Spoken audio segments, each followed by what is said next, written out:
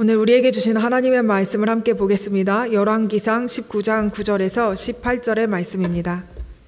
열왕기상 19장 9절에서 18절의 말씀을 저와 우리 성도님들께서 한 절씩 교독해서 읽도록 하겠습니다.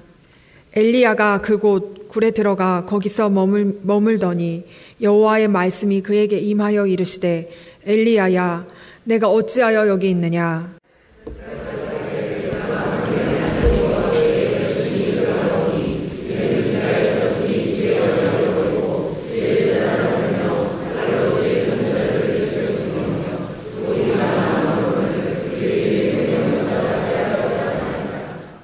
여호와께서 이르시되 너는 나가서 여호와 앞에서 산에 서라 하시더니 여호와께서 지나가시는데 여호와 앞에 크고 강한 바람이 산을 가르고 바위를 부수나 바람 가운데에 여호와께서 계시지 아니하며 바람 후에 지진이 있으나 지진 가운데에도 여호와께서 계시지 아니하며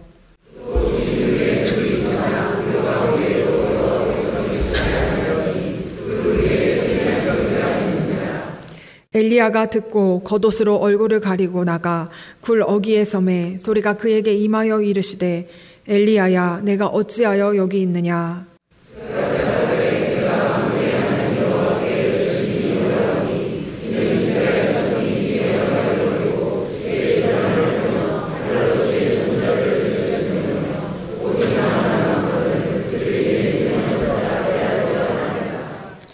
여호와께서 그에게 이르시되 너는 내 길을 돌이켜 광야를 통하여 다메섹에 가서 이르거든 하사엘에게 기름을 부어 아람의 왕이 되게 하고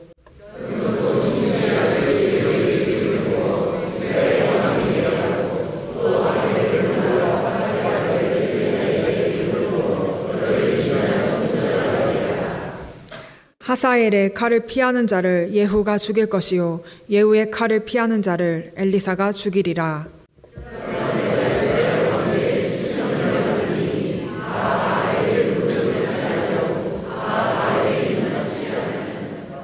아멘. 하나님의 말씀입니다. 할렐루야. 오늘 예배하는 여러분에게 하나님의 놀라운 은혜가 있기를 주님의 이름으로 축복합니다. 제 소개를 먼저 해야겠죠. 먼저 소개를 해주셨지만 저는 작년 12월 23일에 부임한 고성배 목사입니다. 사역은 그 교회 학교의 유치국을 맡고 있고요. 또 이렇게 전도국 사역 함께 하고 있습니다. 뭔가 잘 안 어울리는 조합 같죠? 유치국하고 전도국. 예. 그렇긴 하지만 개인적으로는 참 재미있고 즐거운 조합이라고 생각합니다. 부족하지만 하나님께서 부르신 이곳에서 우리 성도 여러분과 함께 하나님의 일들을 이루어갈 수 있기를 간절히 소망합니다. 여러분 질문 좋아하십니까? 아마 여러분 질문 하는 것도 싫어하시는 분들이 있으실 수 있는데 그래도 하는 거는 좋아하는데 제일 힘든 게 뭐죠? 질문을 받는 거죠. 저는 어려서부터 궁금한 게 많았습니다. 궁금한 게 너무 많아가지고요. 지금도 사실 많고요. 그래서 질문을 늘 했어요. 예를 들면 어렸을 때도 왜 하늘은 파랗죠? 이런 질문들을 하는 거예요. 그러면은 어떻게 대답하시겠습니까, 여러분들? 그냥 하늘이 파라니까 파랗지 이런 식으로 대답하잖아요. 저는 그런 질문들을 많이 했어요. 그래서 지금도 이렇게 갑자기 운전하고 가다가 갑자기 궁금해요. 뭐가 궁금하냐면 기아가 어떻게 변속이 되지? 이런 게 궁금해요. 네, 정말 쓸데없다라는 표정으로 보고 계시는데 좀 궁금한 게 많습니다. 세상 모든 게 궁금했어요. 그러다 보니까 어른들이 저를 좋아했을까요? 싫어했을까요? 네, 싫어했습니다. 어른들이 싫어했고요. 특히 교회학교 선생님들이 저를 제일 싫어했어요. 교회학교 선생님들은 이제 새 학기가 되면은 새로운 이제 해가 되면은 저를 안 맞기 위해서 서로가 이렇게 애를 쓰는 그 정도로 교회에서도 성경에서 궁금한 게 있으면 못 참는 거예요. 그래서 계속 질문을 했었습니다. 그런데 그러다 보니까 가장 힘든 게 누굴까요? 저희 어머니입니다. 저희 어머니는 계속 질문을 하니까요. 결국에는 나중에 책을 사주셨어요. 책을 사주셨는데 한 40권, 50권 되는 전집을 사주셨습니다. 근데 그 책의 제목이 뭘까요? 첫 글자가 다 똑같아요. 왜? 네. 왜 하늘은 파랗죠? 왜 바람은 불죠? 뭐 이런 식으로 된 책 한 40권 되는 전집을 이렇게 사주셨던 것 같아요. 저는 이렇게 왜라는 질문을 늘 어렸을 때부터 또 지금까지도 달고 사는 사람입니다. 그런데 이 왜라는 질문이 제가 지금 말씀드린 그 의미와는 다르게 사용될 때가 있습니다. 어떤 때일까요?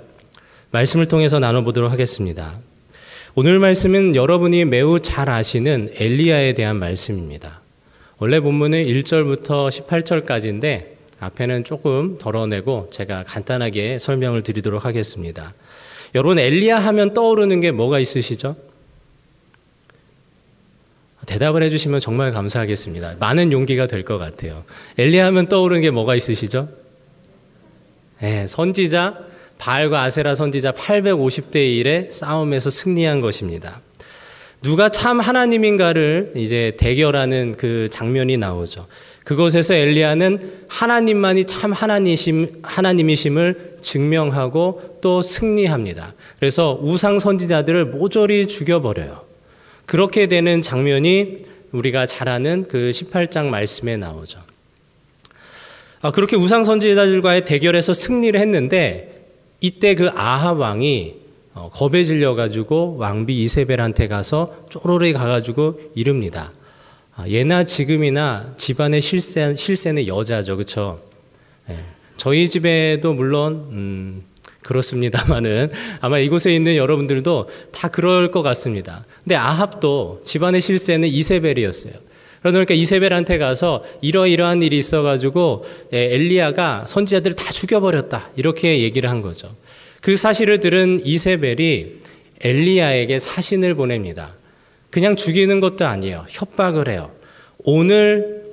내일 이 시간에 너도 똑같이, 쟤네들과 똑같이, 그 죽은 선지자들과 똑같이 될 것이다, 이렇게 협박을 합니다. 그 사실을 들은 엘리야가 850대 1의 싸움을 이긴 엘리야인데 불구하고 순간 그 마음에 두려움이 찾아왔어요. 그 두려움 때문에 그 이스라엘의 가장 남단에 있는 부엘세바까지 내려가서 거기에다가 사원을 두고 또 하루를 더 광야길로 들어갑니다. 그러니까 도망을 친 거예요. 너무 두려워가지고 그 두려움에 사로잡혀서 광야길에 들어가서 로뎀 나무에 앉아가지고 이제 신세 한탄을 하는 거죠. 뭐라고 신세 한탄을 하죠? 하나님, 차라리 죽여주십시오. 내가 내 조상들보다 더 나은 것이 없습니다. 그러면서 하나님께 죽여달라고 요청을 합니다. 그 안에 얼마나 낙심하고 두려움이 있었는지를 알 수 있게 되죠. 근데 그 상황에서 하나님께서는 천사를 보내셔서 그를 먹이시고 다시 힘을 내게 해서 이제 하나님의 산 호렙으로 이렇게 오게 하십니다. 40일이 걸려가지고 이제 호렙산으로 가죠. 그 후에 말씀이 오늘 우리가 읽은 그 19장 이 9절에서 18절의 말씀입니다. 호렙산에 도착한 엘리야에게 하나님께서 물으십니다. 뭐라고 물으시냐면 9절 하반절입니다. 여호와의 말씀이 그에게 임하여 이르시되 엘리야야, 내가 어찌하여 여기 있느냐? 여러분, 하나님께서 엘리야가 왜 여기 있는지 몰라서 물으실까요? 그럴 리가 없으시죠.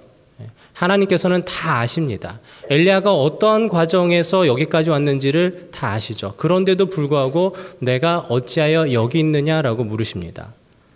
이 질문을 통해서 알 수 있는 것은 하나님께서 엘리야가 스스로 자신의 위치를 확인하기 원하신다는 것입니다. 그런데 이 질문에 대해서 엘리야가 대답하는 것이 좀 이상합니다. 10절 말씀 보시기 바랍니다. 그가 대답하되 내가 만군의 하나님 여호와께 열심히 유별하오니 이는 이스라엘 자손이 주의 언약을 버리고 주의 제단을 헐며 칼로 주의 선지자들을 죽였음이오며 오직 나만 남았거늘 그들이 내 생명을 찾아 빼앗으려 하나이다. 하나님께서는 왜 여기 있냐고 물어봤는데 그 물음에 엘리야의 대답이 무엇입니까? 하나님, 나만 남았습니다. 이세벨이 나를 죽이려 합니다라고 얘기하고 있습니다. 한마디로 얘기하면요, 하나님께 따지는 거예요. 내가 하나님께 충성을 다했는데 정말 선지자로서 충성을 다하고 두려운데도 불구하고 850대 1의 싸움을 견뎌내고 이기기까지 했는데 그 승리면 모든 것이 될 줄 알았는데 하나님 이게 뭡니까? 나만 남았습니다. 내가 하나님을 위해서 최선을 다했는데 나만 남았고 이세벨이 나까지 죽이려 합니다. 하나님께 완전히 낙심해서 따지는 것이죠. 그러자 하나님께서는 엘리야에게 하나님의 그 살아계심을 나타내십니다. 눈에는 보이지 않지만 바람과 지진과 불을 통해서 엘리야에게 나타나십니다. 그리고 세미한 소리로 다시 물어보십니다. 내가 어찌하여 여기 있느냐? 그런데 엘리야의 대답이 똑같습니다. 14절입니다. 그가 대답하되 내가 만군의 하나님 여호와께 열심히 유별하오니 이는 이스라엘 자손이 주의 언약을 버리고 주의 제단을 헐며 칼로 주의 선지자들을 죽였음이오며 오직 나만 남았거늘 그들이 내 생명을 찾아 빼앗으려 하나이다. 토시 하나 틀리지 않고 똑같은 대답을 합니다. 엘리야는 왜 두 번이나 똑같은 대답을 했을까요? 지금 상황이 마음에 들지 않는 겁니다. 하나님께 계속해서 따지고 있죠. 그런데 이 따지고 있는 이 대답 가운데 생략된 단어가 있어요. 왜라는 단어입니다. 하나님, 왜 나만 혼자 남았습니까? 하나님, 왜 나까지 죽어야 합니까? 왜 내가 이렇게 됐습니까? 내가 하나님의 일을 최선을 다해서 열심을 다해서 했는데 이 일들을 하나님 놀라운 그 일들 850대 1의 싸움을 이기는 일도 만들어냈는데 왜요? 하나님 왜요? 엘리야의 질문입니다. 제게도 엘리야와 같은 이 왜라는 질문이 강하게 있었던 때가 있었습니다. 살면서 여러 번 있었는데 그 시작은 고등학교 1학년 때였습니다. 고등학교 1학년 때 저희 아버지께서 다른 여자가 생기셨어요. 다른 여자가 생기셔가지고 집을 나가셨어요. 그때가 막 어떤 때였냐면은 제가 중3 때 하나님께 서원을 하고 부르심에 대한 그 확신을 가지고 그 전까지는 그 많이 방황했었는데 믿음 안에서 살려고 막 애를 쓰던 때예요. 그런데 아버지가 집을 나가셨어요. 하루아침에 저희 어머니는 돈을 벌기 위해서 이렇게 생활 전선에 나가셔야 했고 참 어려운 시간들이 있었습니다. 아버지의 카드비, 아버지께서 쓰신 그 카드비 때문에 집에 사람들이 찾아오기 시작했어요. 밤에 불을 끄고 숨죽이면서 있었던 날들이 있었습니다. 그때 제가 하나님께 물었습니다. 하나님 왜요? 하나님 왜 이렇게 된 거죠? 우리 어머니 열심히 신앙생활 하시는데. 그런데도 감사하게 그때는 그래도 믿음으로 이겨낼 수가 있었어요. 그 와중에도 학교에서는, 고등학교에서는 그 말씀 동아리도 들어가고요. 학교에서 기도 모임도 만들고 또 이렇게 기독 중창단 활동도 하면서 참 열심히 이렇게 교회에서 신앙생활을 했었던 것 같아요. 그러다가 제가 고3 때 이 각 고등학교의 찬양팀들이 모여서 거리 찬양을 하는 시간이 있었습니다. 제가 강원도 원주에서 중고등학교를 다녔는데요. 제가 있을 때만 해도 고등학교마다 찬양팀들이 있었어요. 그래서 이 방학만 되면 그 찬양 집회를 또 열고 학생들이 그렇게 하는 거예요. 근데 이 학생들이 다 모여가지고 어느 날 그 연합체육대회 하는 날에 우리가 다 같이 모여서 거리 찬양을 하자. 그러니까 한 13개 팀 정도 됐는데 거의 한 130명 정도가 모여서 고등학생들이 거리 찬양을 하자고 이렇게 모인 거예요. 그런데 그 자리에 저도 참석을 했습니다. 제가 그 기독 중창단의 리더였거든요. 리더에서 참석을 했는데 문제는 저만 고3이었어요. 네, 무슨 말인지 상상이 가시나요?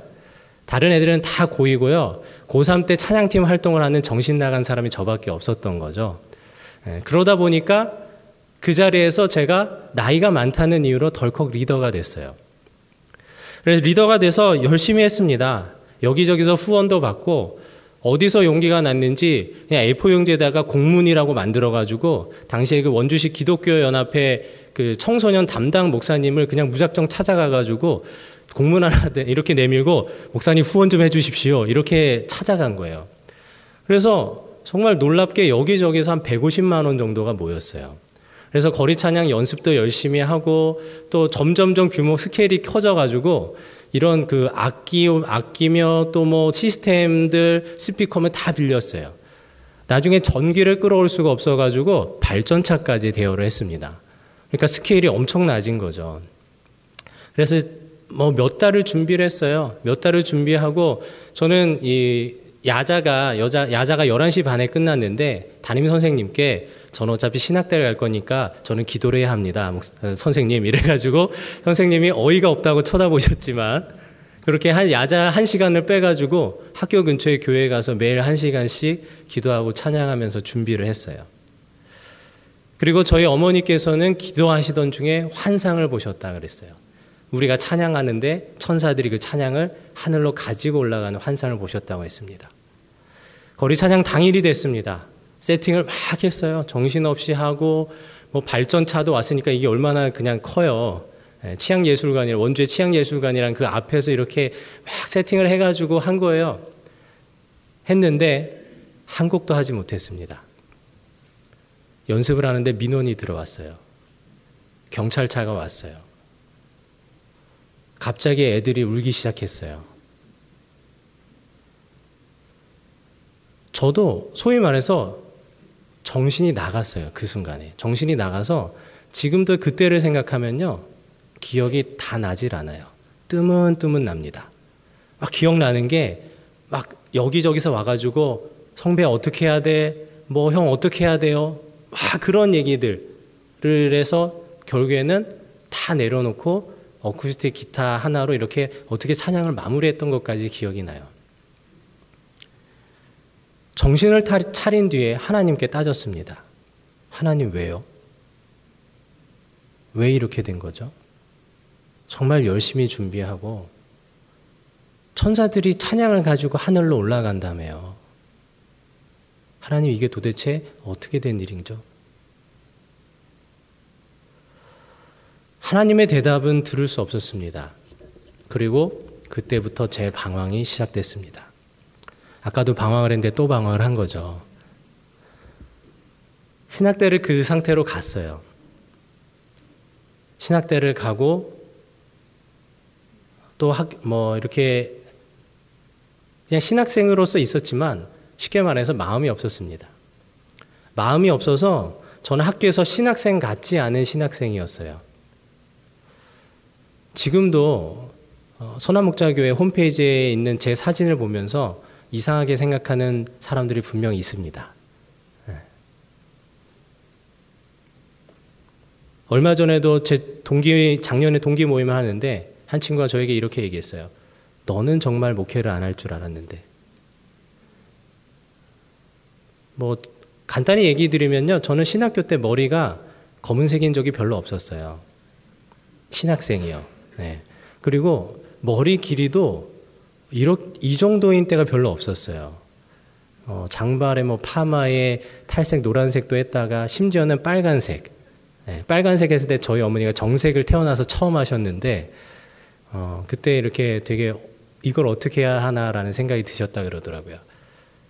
학교에서 그냥 이상한 애였어요. 수업은 안 들어오는데 가끔 이렇게 피아노 칠 때만 나타나요. 뭐 동기 모임 한다든가 뭐 이럴 때. 학교에서 수업을 들어가지 않았고요. 게임에 빠져 살았습니다. 어떻게 또 끼리끼리 모인다고 기숙사 방 형들이 게임을 즐겨 하던 형들이었어요. 그래서 아침에는 출석 체크를 하고 나와서 낮에 잠을 자고요. 밤 10시에 다 같이 이 서대문 사거리에 있는 PC방으로 출동을 했습니다. 그런 삶이 계속됐고요. 교회 사역을 하기도 했지만 교회 사역도 등록금 때문에 했습니다. 왜냐하면은 지지리도 가난했거든요. 단 한 번도 학교의 그 전공 서적을 다 사본 적이 없어요. 그러다 보니까 등록금을 마련하기 위해서 사역을 하는 거예요. 군대 갔다 복학을 해서도 마찬가지예요. 교회에서 신학생으로 사역을 했습니다. 근데 마음이 없었어요. 그러니까 어떻게 했겠어요? 정말 개판으로 한 거죠. 개판으로 했는데 어느 정도였냐면요. 설교를 해야 하는데 자다가 못 일어나서 교회를 안 가요. 주여 나왔습니다. 충격적이죠? 예. 정말 제가 생각해도 왜 그랬을까 싶을 때가 많은데 사실 이렇게 얘기하지만 저한테는 되게 부끄러운 과거입니다. 그런 일들이 한두 번이 아니었어요. 결국 1년 만에 교회에서 잘렸습니다. 1년이나 다닌 게 신기하죠? 만약에 지금 이렇게 저희 교회 학교에 전사님 중에 그런 분이 있다면 당장 잘라버릴 텐데, 참 좋은 교회 분들이셨어요. 1년이나 저를 참아주셨어요. 그러고는 교회를 안 갔습니다. 어느 날 여자친구한테 이렇게 얘기를 했어요. 난 이제 그만둘 거야. 왜냐하면 그때는 어떤 상황이냐면 여자친구는 교회를 갔다 왔는지 확인을 해요. 그러면 갔다 왔다 그러고 안 가는 거죠. 교회를 안 갔어요. 한 6개월 정도로 안 갔어요. 그러다가 이대로는 안 되겠다 싶어서 얘기를 한 거죠. 이대로 가면 난 진짜 사꾼이 될 것 같아. 학교 졸업만 하고 하지 말아야겠어.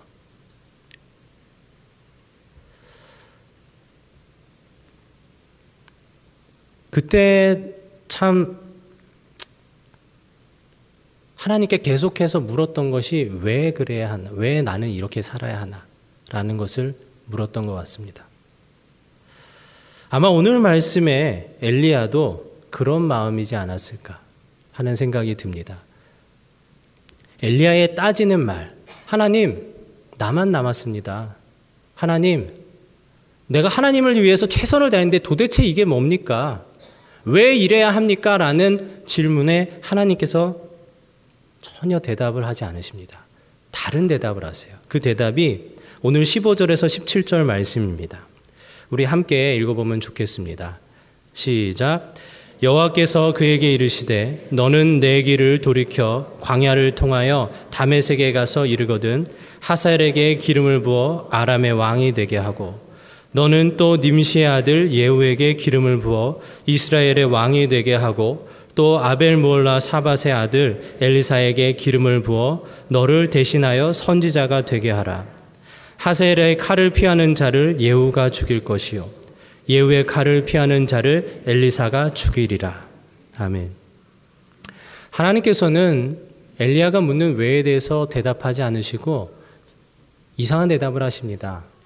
세 사람, 하사엘과 예후와 엘리사라는 세 사람을 세워라 라고 말씀하십니다.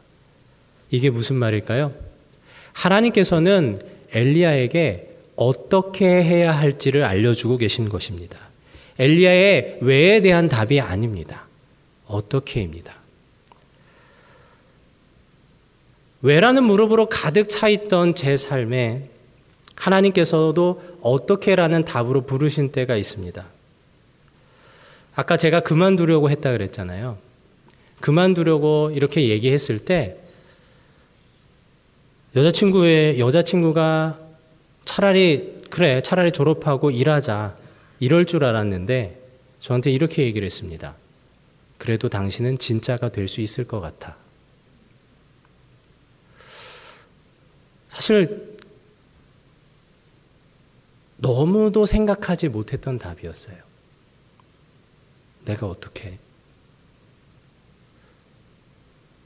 나는 교회도 안 가고 신학생인데 교회도 안 가고 교회에서는 자다가 못 가서 설교 빵꾸를 몇 번이나 내고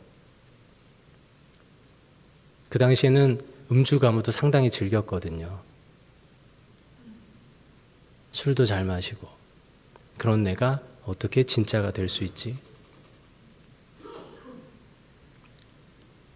그런데 이상하게 그 말이 저를 다시금 사역의 길로 이끌었습니다. 진짜가 되라. 하나님께서 제게 주신 어떻게의 말씀이었습니다. 그 길로 사역지를 구했습니다. 쉽지 않았어요. 이미 사역에 대해서는 마음도 없었지만 자신감도 완전히 잃어버린 상태였고요. 한번 사역지에서 엉망으로 한틀어서 다른 사람을 통해서 사역지를 구한다는 것조차도 말이 안 됐습니다. 그러다가 한 후배로부터 사역지에 대한 얘기를 들었어요. 근데 그 문제는 그 교회가 작아요. 성도 50명이고요. 그 사례비가 월 40만 원이었습니다. 40만 원. 그 당시에 감신대 등록금이 한 270, 80 됐었거든요. 등록금이 택도 없는 거죠. 저는 등록금을 해결해야 하는데.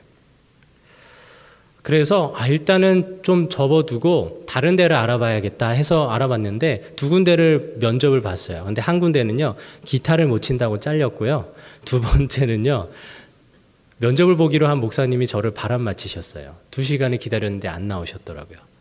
아마 생각하기로는 누군가 소스를 던져주지 않았을까. 쟤는 안 됩니다. 뭐 이런 얘기를 하지 않았을까 하는 생각을 해보는데, 그래서 월 사례비 40만 원을 주는 교회로 가게 됐습니다.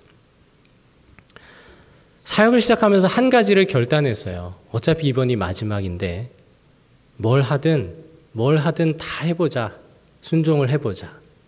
시키는 건 뭐든지 해보자. 라는 그 마음으로 시작했습니다. 그렇게 시작한 사역의 자리에서 하나님께서는 저를 다시 만나 주셨습니다. 그리고 저를 회복시켜 주셨고, 신앙의 아주 그 밑바닥, 끝을 알 수 없는 그 밑바닥에서부터 다시금 쌓아 올리게 해주셨습니다. 성도 여러분, 우리 삶에는 때때로 우리가 전혀 이해할 수 없는 일들이 일어납니다. 그럴 때면 우리는 하나님께 묻습니다. 왜요? 하나님, 왜요? 정말 이유가 궁금해서 묻는 것일 수도 있지만 대부분은 뭐예요? 따지는 거죠. 내 생각으로는 이렇게 되면 안 될 것 같은데, 내가 가진 그 신앙의 그 깜냥이라는 것으로는 도대체 여기서 이렇게 되면 안 될 것 같은데 하나님 왜 이렇게 되는 겁니까? 더 풀면 뭐예요? 하나님 도대체 나한테 왜 이래요? 그런데 하나님께서는 우리에게 그 질문에 대해서 대답하지 않으세요. 왜 그런지를 얘기해 주지 않으시고 무엇을 얘기하신다고요? 어떻게? 그런데 우리는 이걸 너무 싫어합니다. 어떻게 하라면 너무 싫어요. 왜 그럴까요? 내가 살아있으니까요. 내가 살아있고 또 신앙생활을 오래 하다 보니까 굳어진 내 틀이 있어요. 내 틀이 있고 내 생각에는, 내 믿음 안에서는, 내가 생각하는 그 믿음이라는 그 척도 안에서는 이러면 안 되는데, 이런 생각들을 하죠. 내 틀에 안 맞고 내 생각과 다르면 우리는 왜라고 질문하는데 하나님은 어떻게를 말씀하신다니까요. 그래서 그 어떻게를 말씀하실 때 우리의 마음이 정말 어려워집니다. 그런데 하나님께서 이렇게 말씀하실 때 우리에게 필요한 것이 있습니다. 그것이 무엇일까요? 바로 순종입니다. 하나님께서는 우리가 하나님의 어떻게 하라는 그 말씀에 순종으로 반응하기를 원하십니다. 여러분 잘 아시는 요한복음 2장에 보면 가나 혼인잔치에 그 물이 포도주로 변하는 기적이 있습니다. 포도주가 떨어진 혼인잔치에서 예수님이 하인들을 시켜가지고 항아리에다가 물을 떠오라고 말씀하시죠. 그리고 그것을 떠서 연회장에게 갖다 주라고 말씀하십니다. 여러분이라면 어떻게 하시겠습니까? 원래는요, 이게 물이 그 자리에서 포도주로 변하면 얼마나 편해요. 그렇죠? 그 자리에서 물을 딱 떴는데 갑자기 포도주로 딱 변하고 와, 포도주네 하고 이렇게 갖다 주면 얼마나 좋아요. 그런데 볼 때는 물이에요. 항아리를 보니까 여전히 물인데 예수님께서는 하인들에게 뭐라고 말씀하신다고요? 떠서 연회장에게 갖다 주라. 저라면요, 하나님, 예수님, 왜요? 이게 물이잖아요. 이거 물 갖다 주면 어떻게 하라고요? 그럴 텐데 하인들이 그냥 떠서 연회장에게 갖다 주죠. 어떻게 됐습니까? 물이 포도주가 됐습니다. 이게 순종입니다. 이해는 안 돼요. 도대체 눈에 보이는 게 물인데 물을 갖다 주라 하는 게 도대체 이해가 안 돼요. 그런데 이것을 이해는 안 되지만 묻지도 않고 따지지도 않고 그것을 했더니 그곳에서 역사하시는 하나님의 일을 보게 된다는 것입니다. 이해는 안 되는데 왜라고 묻는 대신에 어떻게 하라고 했을 때 어떻게에 대해서 순종했더니 하나님의 일이 일어나는 것입니다. 그래서 순종은 내 중심의 신앙생활이 하나님 중심의 신앙생활로 옮겨가는 열쇠가 되는 것입니다. 오늘도 하나님께서는 여러분에게 말씀하십니다. 여러분이 궁금해하는 왜에 대해서요? 아닙니다. 여러분 이곳에 어떤 마음을 가지고 오셨는지 모르지만 이곳에 분명 누군가는 지금도 왜라고 하나님께 묻고 있어요. 왜 내 삶이 이래야 합니까? 왜 내 상황이 이렇습니까? 라고 하나님께 묻고 있는 분들이 분명 이곳에 있을 겁니다. 근데 오늘도 하나님께서는 여러분에게 말씀하십니다. 왜 그 왜에 대한 이유가 아니라 어떻게 해라. 그런데 오늘 말씀에 하나님의 어떻게를 들은 엘리야의 마음이 과연 어땠을까요? 하나님 말씀하셨으니 할만합니다 이랬을까요? 말씀에 나와 있지는 않지만 앞서 생각해 보면은 두 번이나 하나님이 네가 어찌하여 여기 있느냐라는 질문에 하나님 내가 하나님을 위해서 최선을 다하고 열심을 다했는데 나만 남았습니다. 나 죽게 생겼습니다. 하나님 이게 도대체 어떻게 된 일입니까? 왜 이래야 합니까? 이렇게 두 번이나 따졌던 게 엘리야입니다. 그런데 하나님이 갑자기 하사엘을 세우고 예후를 세우고 엘리사를 세워라 이러면 그게 아멘으로 될까요? 안 되죠. 그래서 하나님께서 그 뒤에 말씀하시는 것이 중요합니다.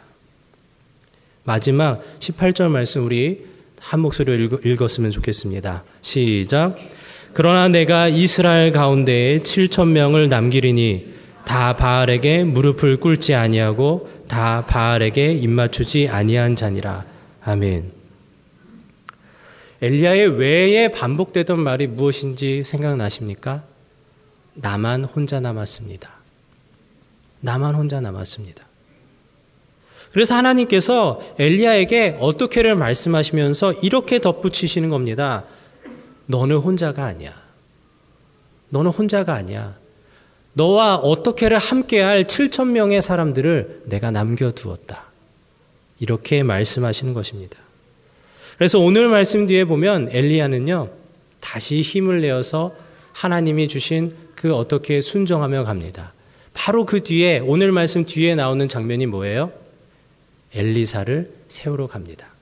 엘리사를 세우러 가고 엘리야가 직접 세우지는 않았지만 그 엘리사를 통해서 하사엘이 세워지고 예후가 세워지고 결국에 아합 왕조가 그들을 통해서 완전하게 멸망하게 됩니다. 제가 선한목자교회로 오는 과정이 쉽지 않았습니다. 사역하던 교회에서 부득이한 사정으로 인해서 교회를 나와야 했습니다. 그래서 임재를 구해야 하는 시간이 한 2달 정도 있었는데 그 시간이 저에게는 참 외롭고도 힘든 시간이었습니다. 근데 참 신기한 것은 임재를 구해야 한다는 말을 들었을 때 제일 처음 생각난 것이 선한목자교회였습니다. 그런데 선한목자교회랑 제가 무슨 인연이 있는 것이 아닙니다. 저는 학교 다닐 때 예수님의 사람 왜 하나 이런 생각을 했었고요. 아예 관심조차가 없었어요. 그런데 딱 떠오르는 것이 선한목자교회였어요.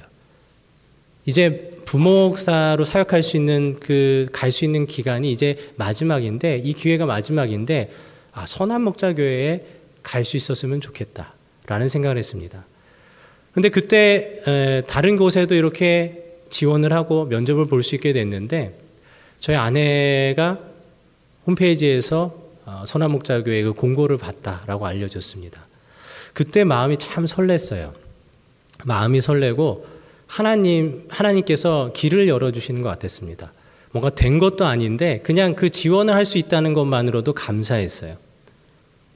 그래서 중간에 다른 교회 면접을 봤거든요. 면접을 보는데 여러 면접자들이 있고 질문을 한 명씩 돌아가면서 이렇게 답하는 거예요. 그런데 갑자기 이런 질문을 했습니다.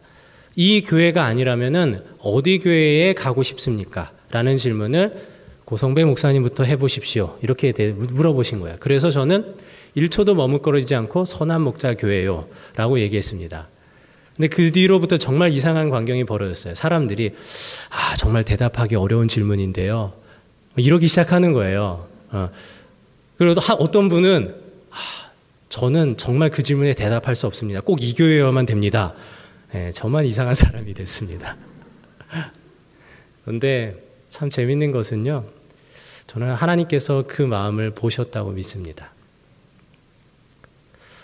하나님께서 보셨다고 믿고요, 정말 턱걸이로 선한 목자 교회에 감사하게 들어오게 됐습니다. 이 교회에 와서 좋은 점이 너무 많은데요, 그 중에서 가장 좋은 게 뭐냐면요, 참 좋은 목사님들과 전사님들과 함께 사역을 한다는 겁니다. 지금 시대가 어떤 시대인가요? 성도님들이 목사님들을 걱정하는 시대예요. 제가 어려서 전도사 시절부터 제일 많이 들어온 말이 뭔지 아십니까? 교회를 떠나올 때 초심을 잃지 말아주세요. 이게 그냥 되게 마음이 아픈 말이었어요, 저한테는. 성도님들이 목회자의 변질을 걱정하시는구나. 그런데 선한 목자의 교회에 와보니까요, 정말 오늘 말씀의 표현처럼 바알에게 무릎 꿇지도 아니하고 입 맞추지도 아니한 그러한 목사님들이, 전사님들이 이곳에 있는 거예요. 여러분들 복 받으셨습니다. 그래서 그게 참 감사했고요. 특별히 제가 목사부 수련회 갔다 오고 또 오늘까지 이제 목회계획 세미나도 갔다 왔는데, 오늘도 같이 손을 잡고 기도하는데 그 마음이 정말 강력하게 보여졌어요. 이게 은혜다. 함께 좋은 그 사역자들과 함께 사역할 수 있는 것이 참 은혜고 감사다라는 생각을 했습니다. 그래서 하나님께서 저에게 진짜가 되라라는 그 어떻게를 저에게 주셨는데, 그것을 함께 이루어갈 사역 공동체를 이렇게 저에게 허락해 주셨다는 마음이 듭니다. 말씀을 정리합니다. 우리 사랑하는 성도 여러분, 혹 여러분의 삶에 어려움이 있으십니까? 하나님께 지금도 왜라는 질문을 던지고 있는 분들이 계십니까? 주님은 오늘도 우리에게 말씀하십니다. 왜가 아니라 어떻게. 그리고 그 어떻게를 함께 이루어갈 믿음의 공동체, 교회를 허락하셨습니다. 여러분은 혼자가 아닙니다. 여러분을 위하여 바알에게 무릎 꿇지도 아니하고 입 맞추지도 아니한 7,000명의 사람들, 우리 선한 목자 교회를 하나님께서 이 시대에 허락하신 줄로 믿습니다. 여러분들 이 안에서 함께 하나님의 그 어떻게를 믿음 가운데 순종함으로 이루어가는 여러분들 되시길 바랍니다. 제가 선한 목자 교회로 오기 전에 마음이 정말 힘들고 어려울 때 저를 지탱하는 말씀이 있었습니다. 유기성 목사님의 칼럼을 제가 어디선가 보게 됐는데 그 문구가 딱 그거였습니다. 다른 것도 기억이 나지 않고요. 딱 한 구절이었어요. 먼저 순종하고 나중에 깨닫는다. 오늘 말씀과도 연결이 됩니다. 우리는 왜를 묻지만 하나님께서 왜에 대해서 말씀하지 않으십니다. 하지만 하나님께서 어떻게를 말씀하실 때 그 어떻게를 쫓아가다 보면, 어떻게 순종하며 가다 보면은 지나고 나서 깨닫는 은혜가 있습니다. 그런데 지나고 나서 깨닫는 게요, 앞서 내가 물었던 왜에 대한 것들이 아니에요. 저는 지금도 옛날 그 거리 찬양 때 왜 그런 일이 일어났었는지 지금도 몰라요. 그런데 분명하게 깨닫는 것은 무엇이냐면요, 하나님은 언제나 선하시다는 것입니다. 하나님은 언제나 선하시고요, 제가 어떻게 반응할 때마다 가장 선한 길로 인도하셨다는 사실입니다. 그래서 먼저 순종했더니 나중에 깨닫는 일들이 정말 많더라고요. 여러분들 먼저 순종할 수 있길 바랍니다. 오늘도 말씀하시는 어떻게 믿음으로 반응하실 수 있기를 축복합니다. 그래서 그 안에서 하나님 안에서 깨닫고 누리는 은혜가 넘쳐나시기를 주님의 이름으로 축복합니다. 이 시간 우리 함께 찬양하고 기도하기 원합니다. 주님 말씀하시면이라는 찬양인데, 오늘 우리에게 주시는 어떻게가 각자에게 아마 다르실 것입니다. 제가 구체적인 어떻게를 여러분에게 말씀드리진 않았지만 여러분의 삶에서 묵상하면서 또 하나님과 함께 주님과 함께 동행하는 중에 계속해서 주님께서 여러분에게 주시는 그 어떻게가 있으리라 생각이 듭니다. 그때마다 우리가 말씀하실 때 믿음으로 순종으로 반응하며 나가기 원합니다. 우리 함께 찬양하시겠습니다.